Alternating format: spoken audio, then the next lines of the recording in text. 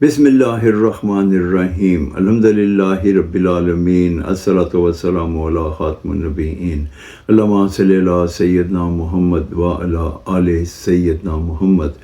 السلام علیکم ورحمۃ اللہ وبرکاتہ۔ میرے ناظرین و سامعین، میری آج کی حدیث مسند احمد 2882 نمبر۔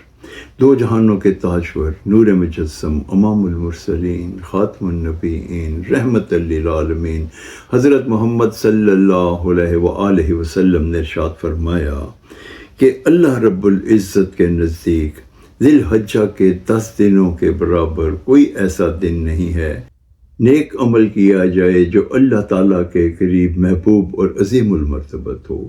اس لیے ہمیں چاہیے کہ ہم ان 10 دنوں میں تحلیل یعنی کہ لا الہ الا اللہ، تکبیر یعنی کہ اللہ اکبر، اور تحمید الحمدللہ، اس کا کثرت سے ذکر کریں۔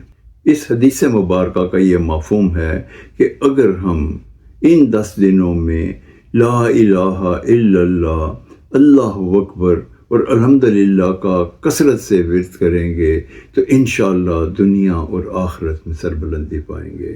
اللہ تعالی ہمیں ایسا کرنے کی توفیق عطا فرمائے، آمین یا رب العالمین۔ السلام علیکم ورحمۃ اللہ وبرکاتہ۔